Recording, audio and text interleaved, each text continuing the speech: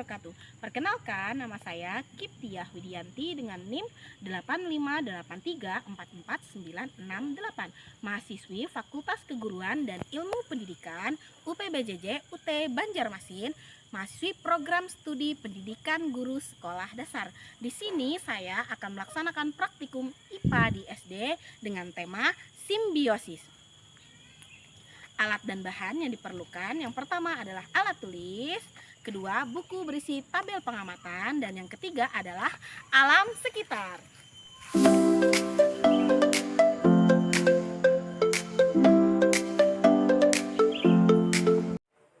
Simbiosis. Apa itu simbiosis? Simbiosis adalah suatu bentuk hubungan yang sangat erat antara satu spesies makhluk hidup dengan spesies makhluk hidup lainnya yang hidup bersama dalam suatu habitat tertentu. Simbiosis umumnya terbagi menjadi 3 kelompok. Yang pertama ada parasitisme, 2 komensalisme, dan 3 mutualisme. Parasitisme adalah suatu hubungan di antara dua spesies di mana satu spesies mendapatkan keuntungan sedangkan spesies lainnya akan merasa dirugikan. Contohnya adalah tumbuhan benalu, di mana benalu menempel pada pohon jambu dan menyerap makanan dari inangnya, sehingga benalu merasa diuntungkan sementara pohon jambu merasa dirugikan.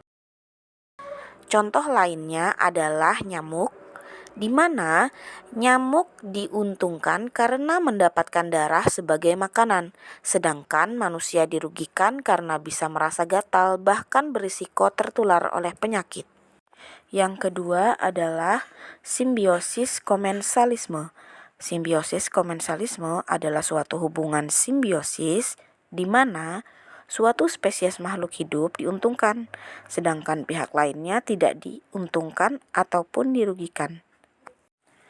Contoh simbiosis komensalisme yang dapat kita temukan di alam sekitar adalah lumut yang menempel pada batang pohon kopi, yang mana lumut mendapatkan tempat hidup yang lembab dan aman untuk dapat tumbuh, sementara pohon kopi tidak dirugikan maupun diuntungkan oleh kehadiran lumut tersebut.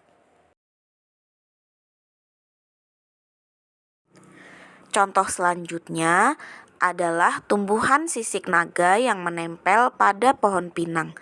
Sisik naga memperoleh tempat yang cukup cahaya dan udara yang berkembang, sementara pohon pinang tidak terpengaruh oleh keberadaannya. Hal serupa juga terjadi pada tumbuhan sisik naga yang menempel pada pohon sengon, yang mana tumbuhan sisik naga memanfaatkan batang pohon sebagai tempat hidup tanpa merugikan maupun menguntungkan pohon sengon.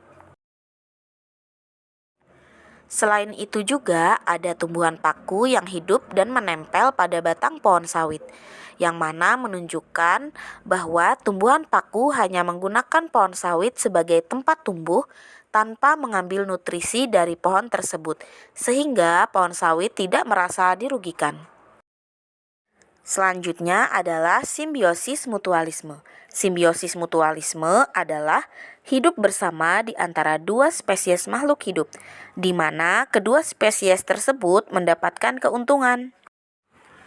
Adapun contoh dari simbiosis mutualisme terjadi pada kupu-kupu dan bunga, yang mana kupu-kupu dan bunga dapat saling membantu.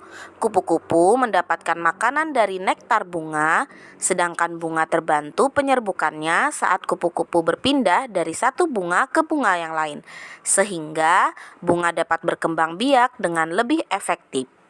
Sehingga dapat disimpulkan bahwa simbiosis menunjukkan bagaimana makhluk hidup dapat saling berinteraksi dalam kehidupan sehari-hari.